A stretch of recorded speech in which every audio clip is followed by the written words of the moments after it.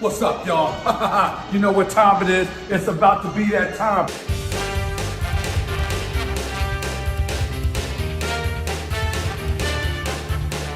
Damn, son, where'd you find this?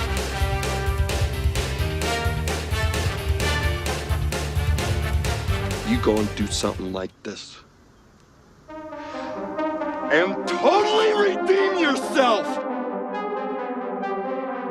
Savage. One Piece 1058 is out. We are back, people. Okay? And I had to break out the lavish jacket for Crocodile's return. All right? Full denim. Here we are. It was bounty time. All right? I finally got Crocodile's bounty, something I have wanted for 20 years. Okay? So automatic 10 out of 10 chapter right here. All right? This is big news. Last chapter, you know, this is what we do to 1057. Yeah, that's what we do. All right, 1058, we ascend, free of sin.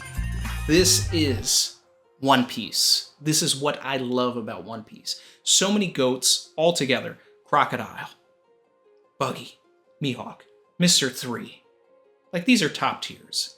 This is, and I say this with no sense of recency bias, one of my top 5 chapters of all time. I just love it. It's a feel-good chapter. The just being with everybody in the chat and everything, and like just having that return of Crocodile and getting something that I've wanted for 20 years, like, yeah. For me personally, this is a top 5 chapter. Loved it. Loved it. To everybody that said that Crocodile would not be in the billions when I said Crocodile's bounty would be in the billions,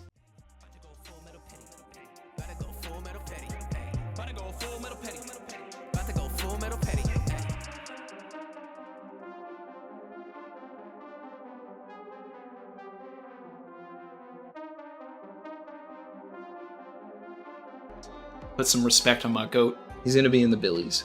He's gonna be in the billies. Another one. We here. It's a new era, people. My Croc stocks, they're through the roof. I'm sitting pretty. Croc over Doflamingo. Best villain in the series. Changed my mind. You can't. Savage. All right, we got a lot of stuff to get into with the Cross Guild. We're gonna start with the Straw Hats first. All right, like, comment, subscribe if you're feeling the vibe. Let's get into this.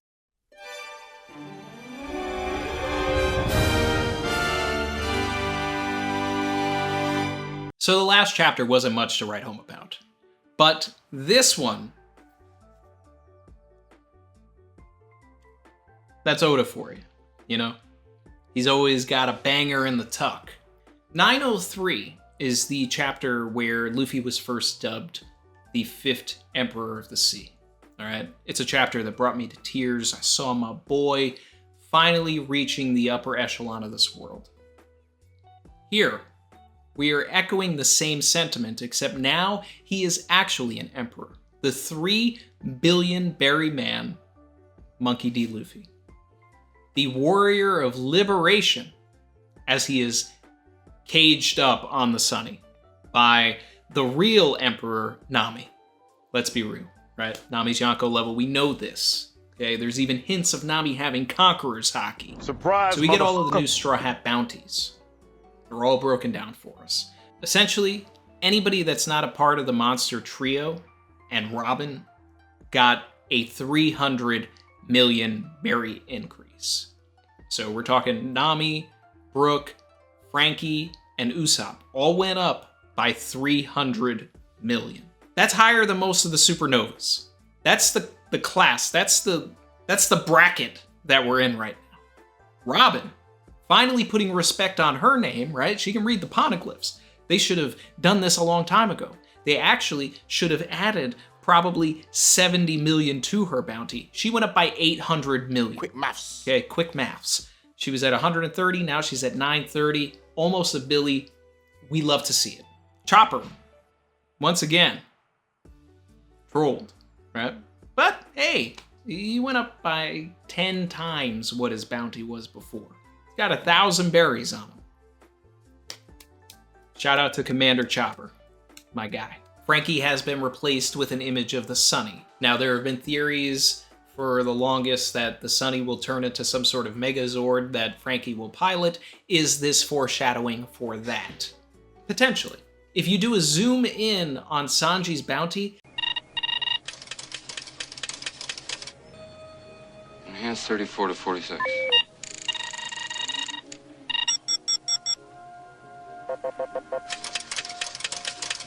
Jesus Christ, that's Jason Bourne.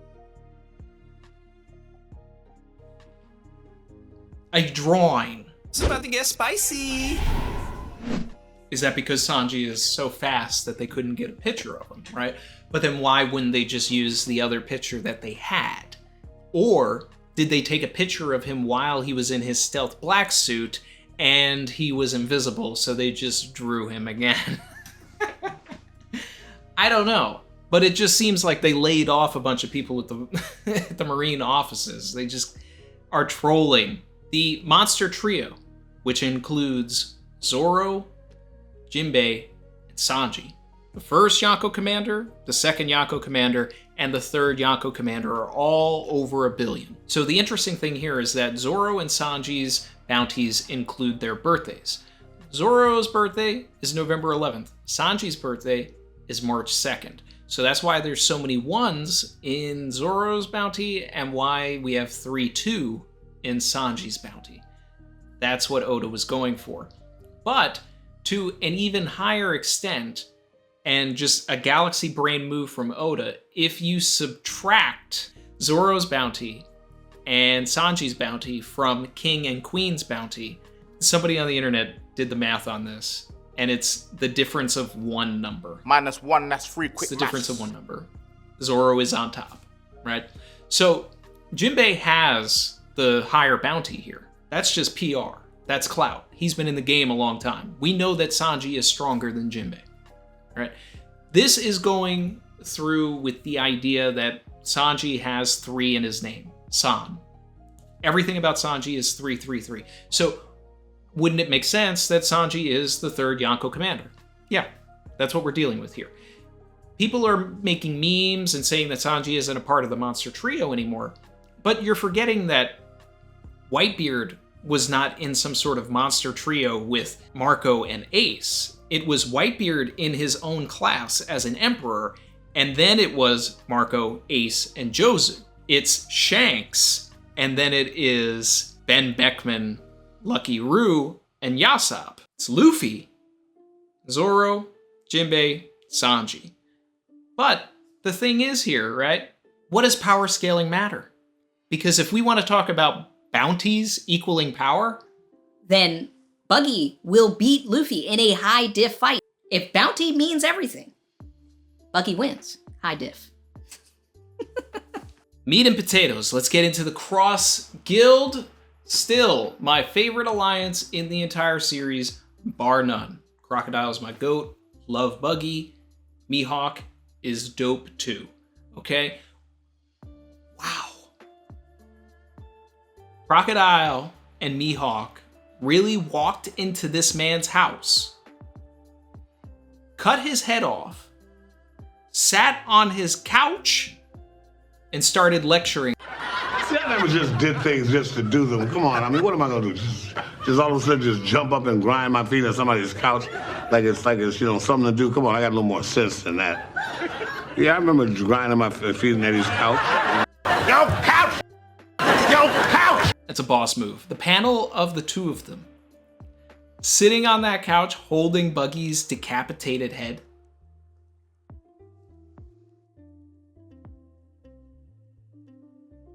It's amazing. Sensational. So, before we go any further, let's collect some W's. This is smart. I like this. It's definitely not Buggy's idea. It's probably Crocodile's idea. Yeah. Another one. Why? Because he already had an organization that he built that was based around bounty hunting. This was Crocodile's brainchild. Crocodile probably said it to Buggy. Buggy told all of his men. The men told the world, and it's just like, look at what Buggy's doing. Another one. All of the feats that he had at Marineford and everything like this, we have been preaching the Church of Crocodile for a very long time. And I'm a Crocodile stan. Like, Crocodile is my favorite villain. Yeah. Bar none. Bro, the boiling blood. The fact that he didn't scream either. They put him in boiling blood. He's just like, nice bath. The guys were all man. And the fur coat. I mean, come on. The coat. Yo, the drip. The man stopped in the middle of the breakout to make sure that he collected his drip. He said, I gotta look crispy at all times. But get this off me, yo. Crocodile just got the right energy all the time. Just like, always. BRB. This man ducked, dipped for a minute, went through a couple of walls, sanded some walls, went into his locker, was like, all right, there's my...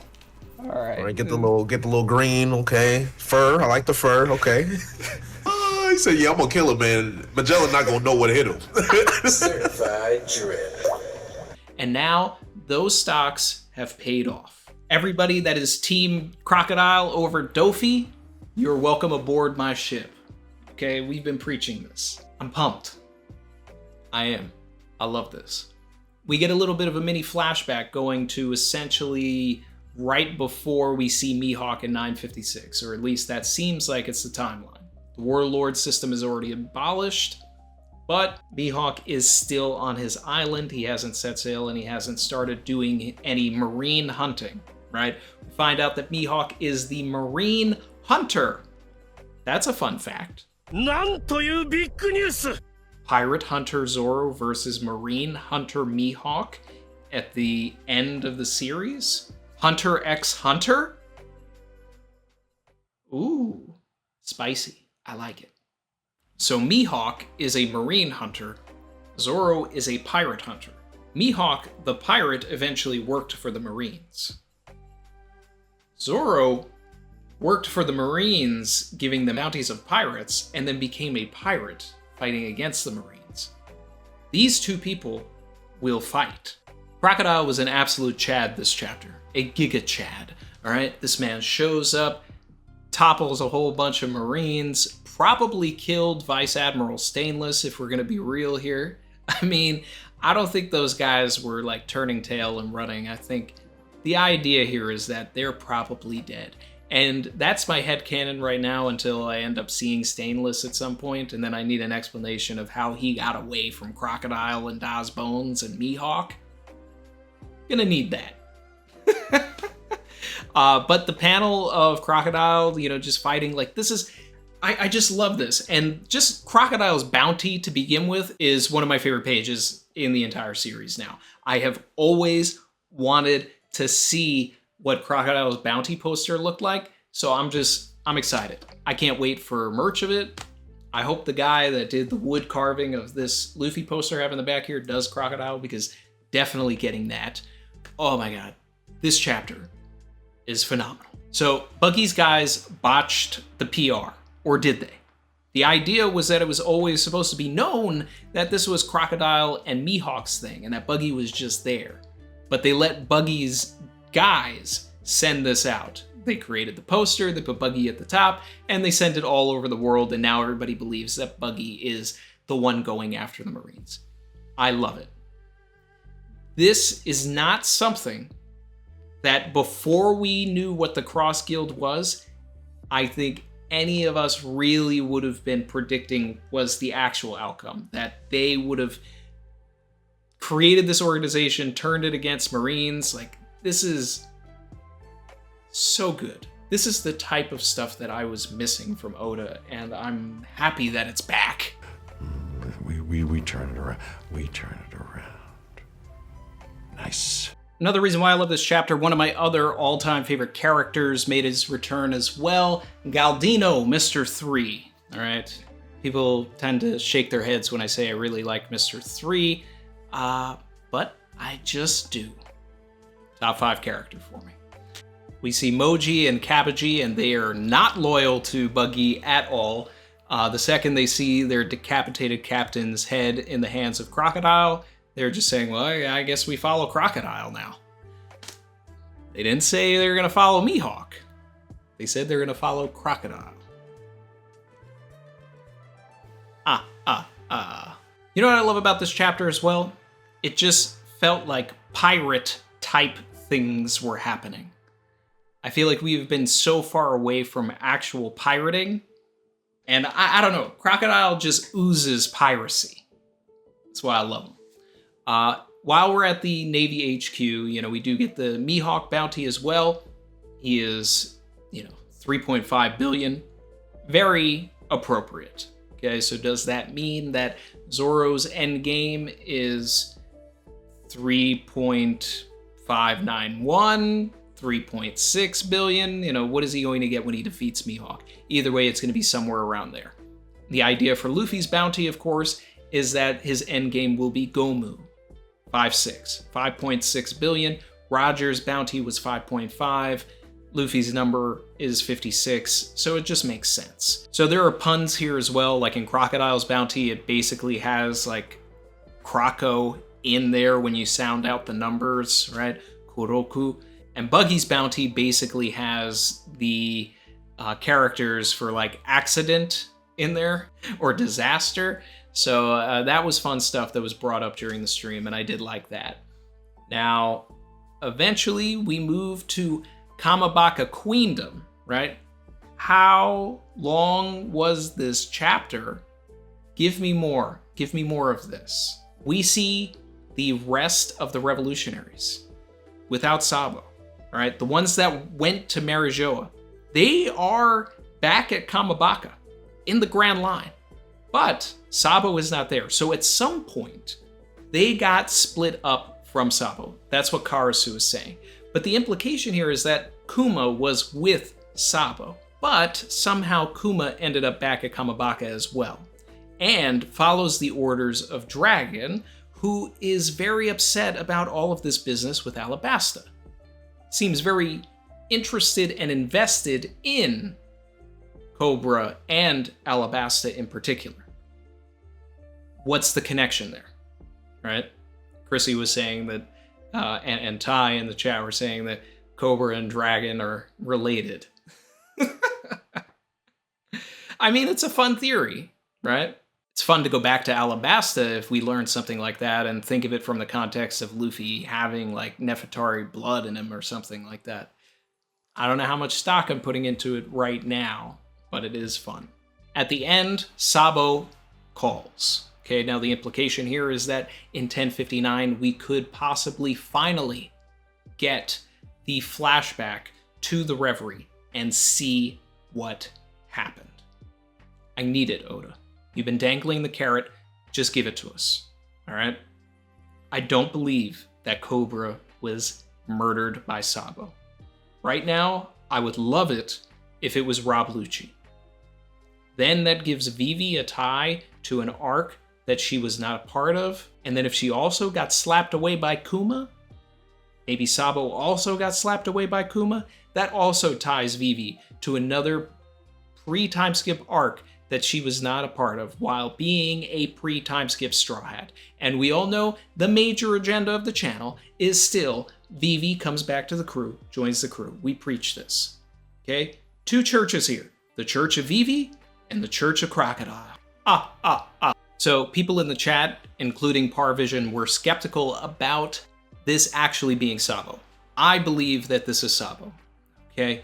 People were saying that as a Revolutionary Army member, he should know how to craft a snail that cannot get tapped, right? But there are actually very specific snails that you need that the Revolutionary Army does have that cannot be tapped.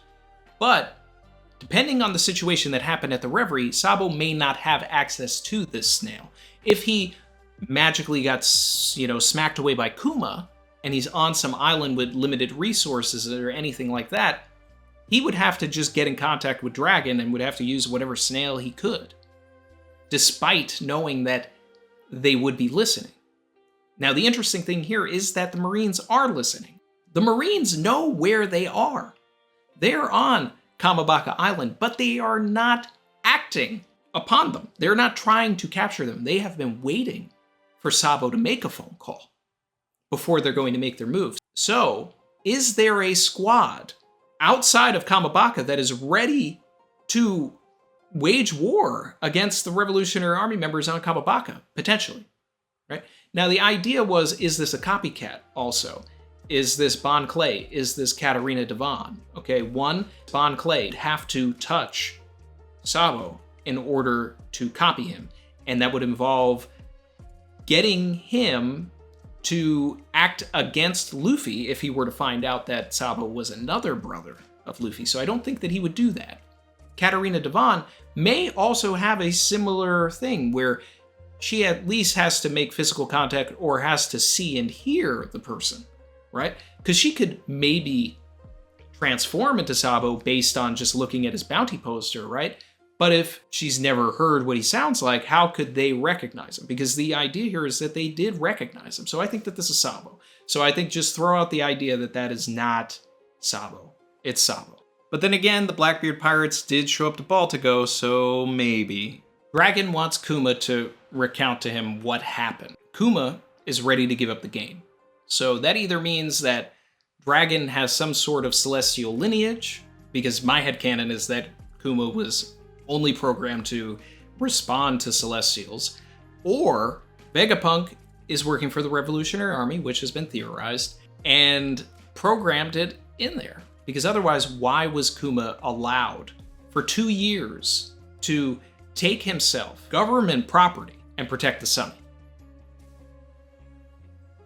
Something's going on here, and I cannot wait for this chapter, but we're going to have to because there's a break. All right, what can we expect in 1059?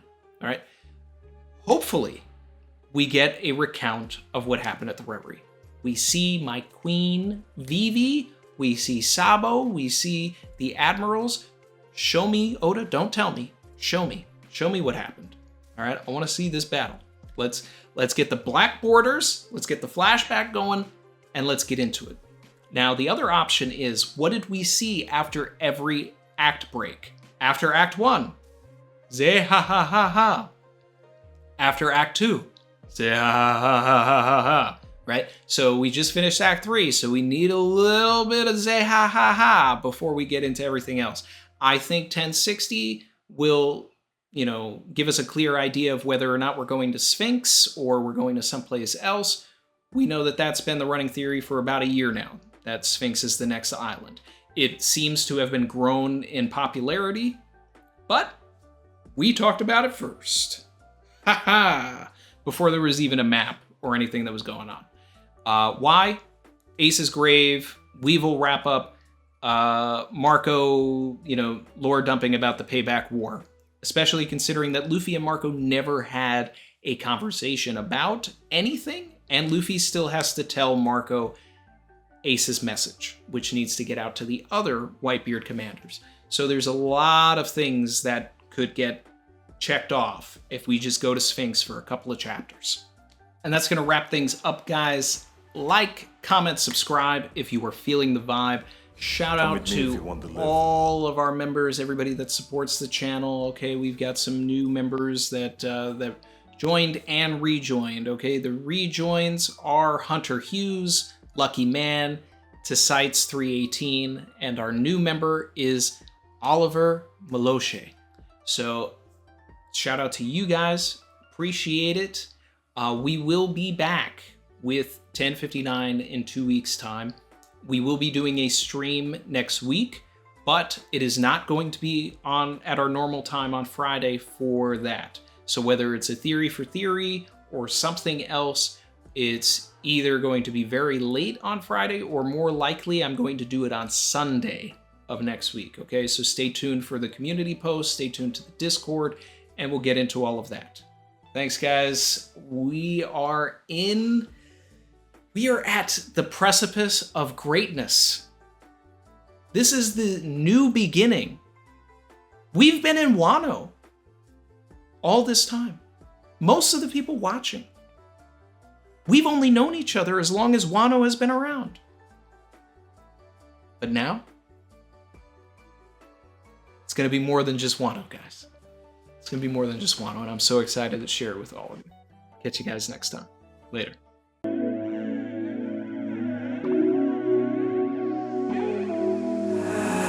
be swimming deep, deep. Savage.